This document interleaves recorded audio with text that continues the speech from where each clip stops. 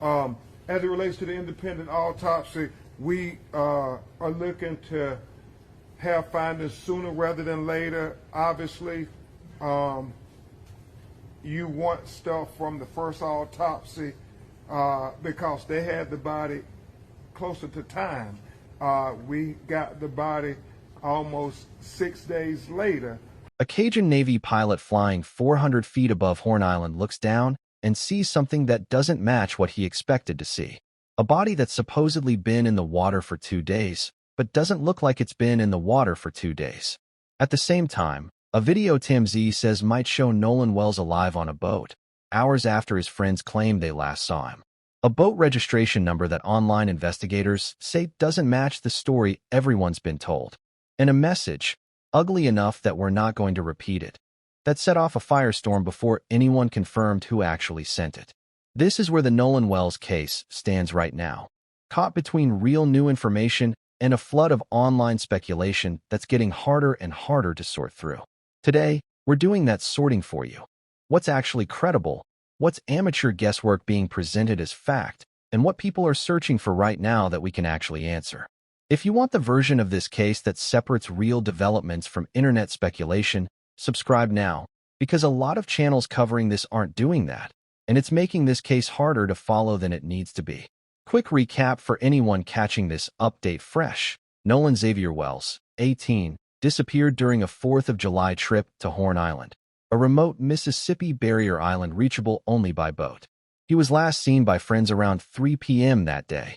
His body was recovered 2 days later. The state autopsy has been completed, but results, including cause and manner of death, remain unreleased pending toxicology. A second, independent autopsy was commissioned by the family's legal team and performed by forensic pathologist Dr. Roger Mitchell. Those findings also have not been made public.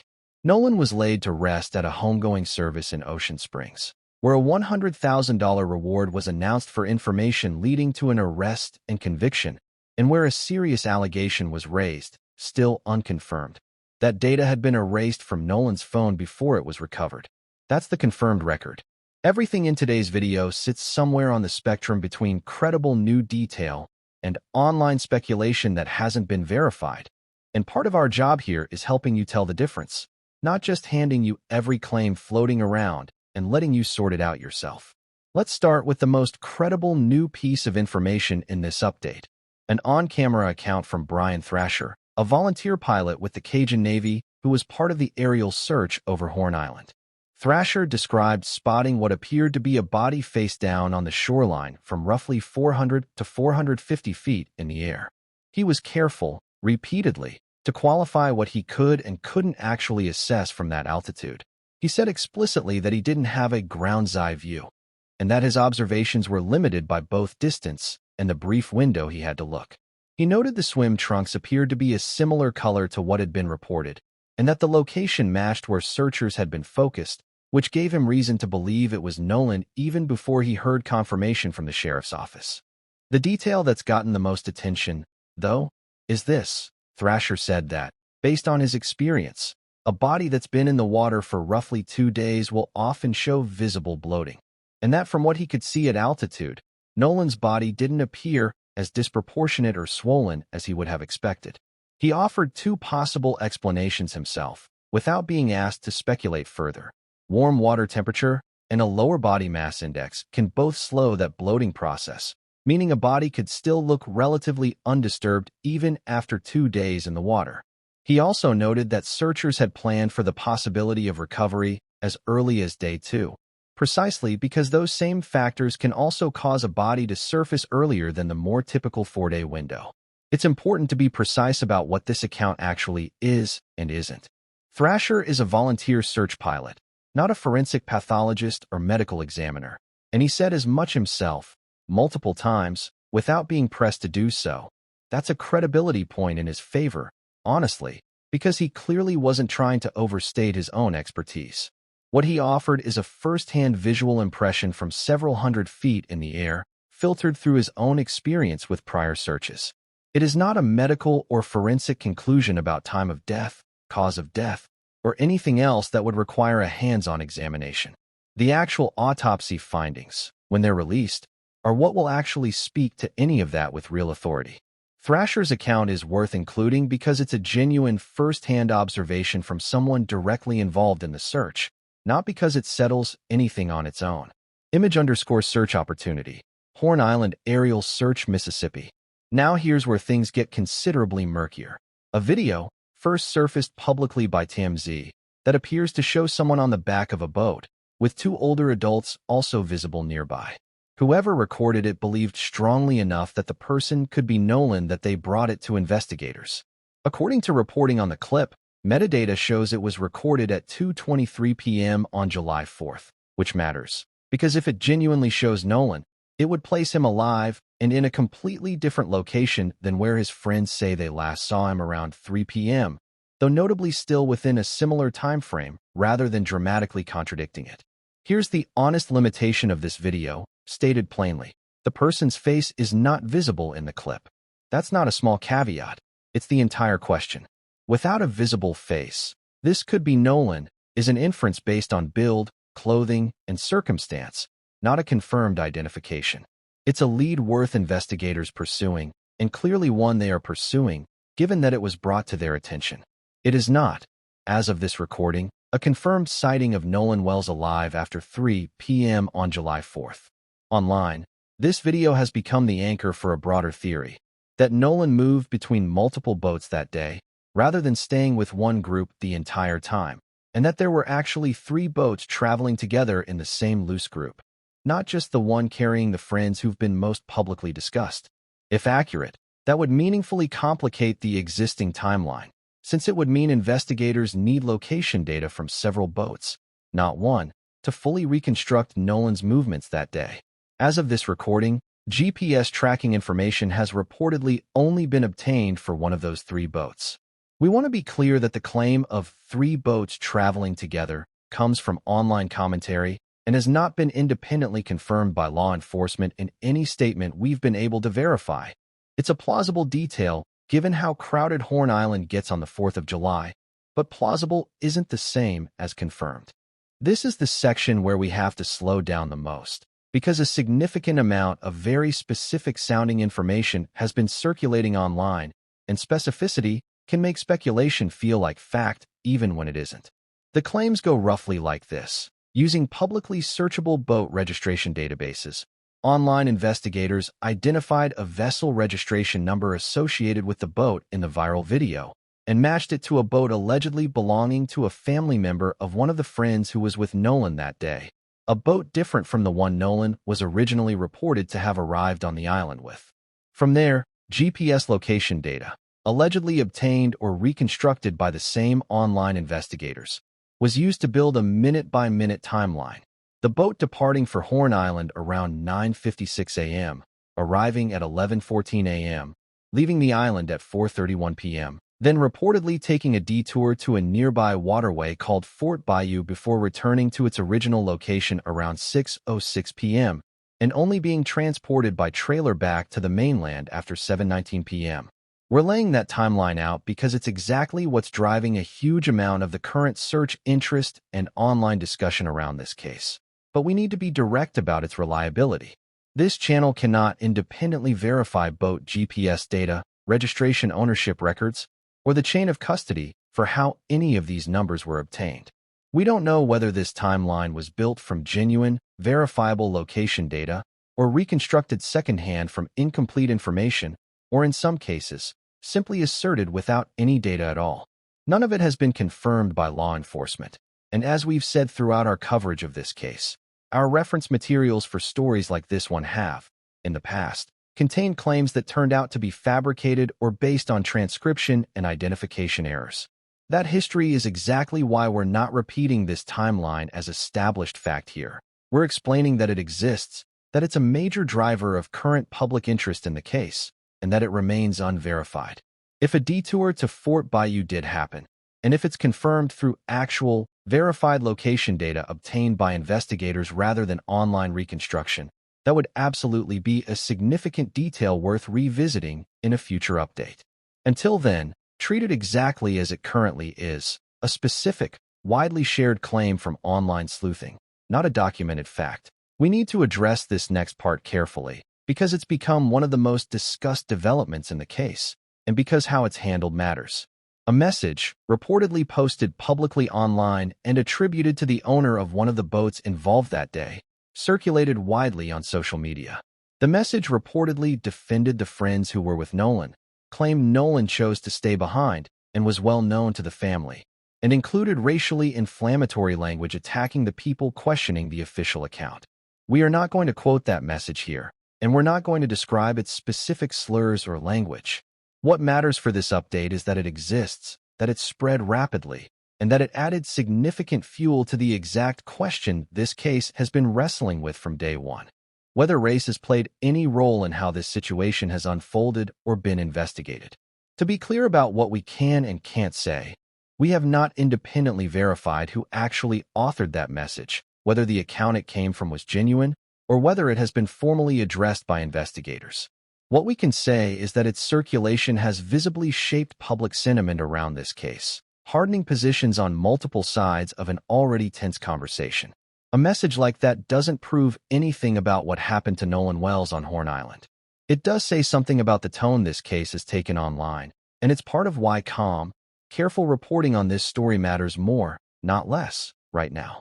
Beyond the physical evidence and timeline questions, this case has also become a genuine media flashpoint, nowhere more visibly than in a recent televised debate between a former police officer turned commentator and a media correspondent aired opposite each other on a cable-style panel. The former officer argued that the family's legal team has introduced speculation and, in his view, unnecessarily inserted race into a situation he believes doesn't warrant it, pointing out that Horn Island was crowded with thousands of people and hundreds of boats that day, which he argued makes Nolan staying behind while some friends returned to the mainland less inherently suspicious than it's been portrayed. He argued that the investigation had already been conducted properly, that no evidence of foul play had been found, and that continued outside involvement risked distracting from what he characterized as a tragic accident rather than a crime. The correspondent pushed back directly, arguing that the independent investigation hadn't concluded, that people directly involved had not yet come forward with everything they know, and that dismissing the family's concerns while they were actively preparing to bury their son was, in her words, deeply insensitive. She also pointed to her own personal experience with the family's legal team in an unrelated case involving a black victim killed by another black individual, directly disputing the former officer's claim that the attorney only takes on cases that fit a specific racial narrative. Both guests, at different points, accused the other side of race-baiting, a term that's become almost unavoidable in coverage of this case, but one worth pausing on rather than just repeating.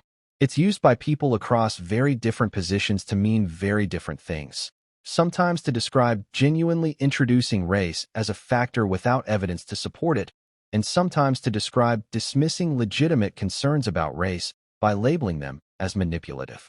Both usages appeared in that one exchange. We're not going to tell you who was right, because that's a values-laden argument about how race, media coverage, and grief intersect, not a factual question this channel is positioned to settle.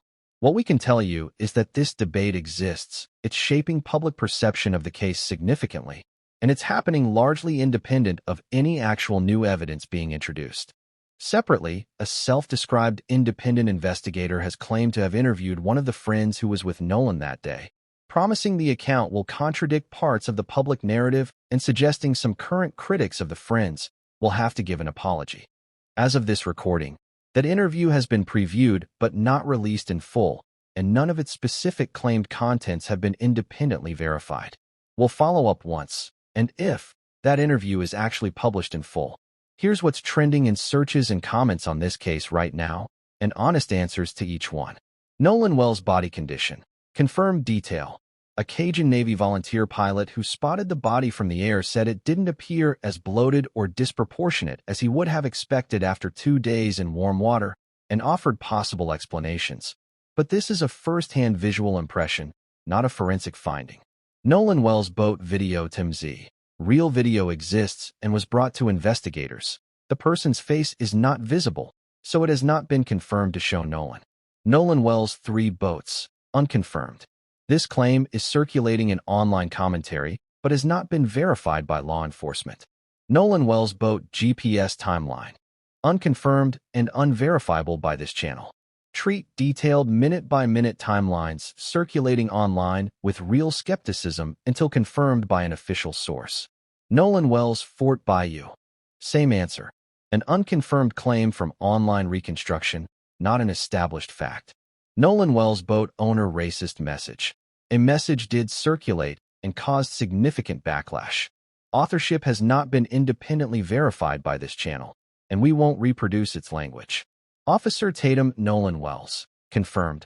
A former police officer and commentator has publicly disputed the family's legal team's handling of the case and claims to have obtained an interview with one of the friends involved.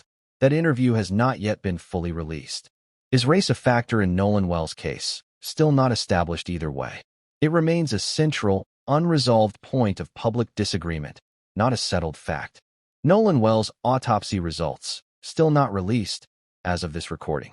We want to close this update a little differently than usual, because this case has reached a point where the volume of content about it may genuinely be outpacing the amount of confirmed information available. That's worth naming directly, because it changes how any of us, creators and viewers alike, should be consuming coverage of it going forward. A few honest distinctions worth carrying with you as this case continues. An eyewitness account from someone directly involved in the search, like Thrasher's, carries real weight, but it's still one person's impression from a specific vantage point, not a scientific conclusion. A video that appears to show someone is not the same as a confirmed identification, especially when the person's face isn't visible. A boat registration number and a reconstructed timeline found through public databases can be a genuinely useful piece of citizen journalism, or it can be confidently wrong, built on a misread number or a mistaken assumption, and there's often no way for an outside viewer to immediately tell the difference. And a message that goes viral, however ugly or however sympathetic, tells you about public reaction, not about what actually happened to Nolan Wells on July 4th.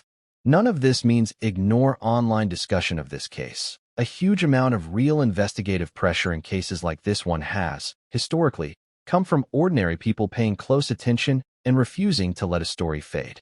It means holding two things at once, taking the public's attention and scrutiny seriously, while still waiting for actual confirmed evidence. The completed autopsies, verified location data, a forensic review of that phone, before treating any single claim as the full picture. Confirmed, as of this recording, Nolan Wells was laid to rest following a homegoing service. Both autopsies remain unfinished. A $100,000 reward has been announced. A Cajun Navy pilot has given a first-hand account of the body's condition when spotted from the air. A video exists showing an unidentified person on a boat that some believe may be Nolan. Unconfirmed, the three boats theory. The detailed GPS timeline, including the Fort Bayou detour. The authorship of the viral inflammatory message. The full contents of the claimed friend interview. Still to come, both sets of autopsy results. Toxicology. Any forensic confirmation regarding the phone. A response to the growing list of specific timeline questions being raised publicly. We'll keep separating those two columns for you every time we cover this case, no matter how much noise builds up around it in between. This case is generating more content, more claims, and more competing narratives by the day, and that makes it more important, not less, that somebody is doing the work of sorting fact from speculation before it reaches you. That's what we're going to keep doing with every update on this story. If you want that the moment new information actually gets confirmed, not the moment someone claims it is, subscribe and turn on notifications. And if you have real, verifiable information about what happened on Horn Island on July 4th, please take it directly to the Jackson County Sheriff's Office or the family's legal team. A comment section, however well-intentioned, cannot verify a boat registration number or confirm a face in a blurry video. Investigators can. Let us know down below what you want us to dig into next as this case develops. We'll see you in the next one.